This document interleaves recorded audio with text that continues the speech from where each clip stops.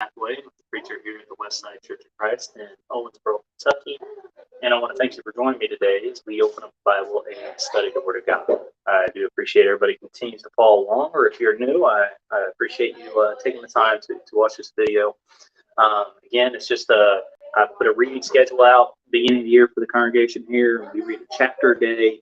And as we go through that chapter a day, I try to pick out some verses that are in that chapter just to make a short talk about it.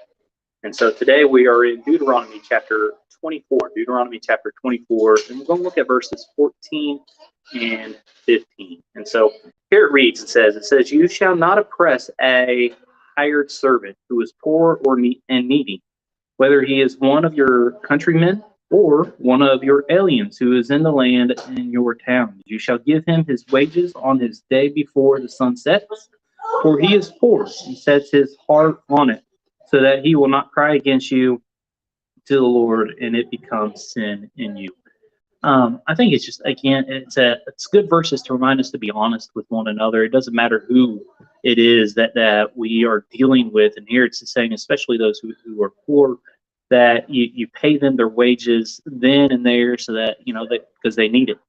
They need that money then and there. They need it to probably for the food that night, or for a place to stay that night, or whatever reason. And so, but it said your countrymen or an alien. And so usually there's a law that kind of goes for their brothers, their countrymen, all of the Israelites. And then there's those who are aliens, foreigners that were either already in the land or coming into the land. There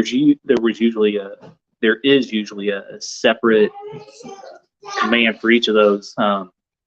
But here it's saying for either of them, because of these people are poor, because we were supposed to be good and treat one another to help and assist, that we have the things in order to assist. And here they gave them a job.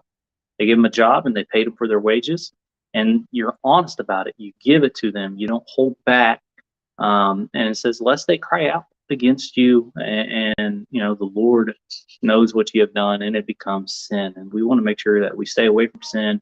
So we have to be honest. And again, the mindset here is to be like God, knowing that God takes care of us. God is the one that has delivered us. God delivered them from Egypt. God is the one that delivered them and allowed them to become so wealthy. And so just remember that we're striving to be like our Lord and follow in his footsteps, always asking, what would Jesus do, and trying to do our best to be like him. And so I thank you for joining me.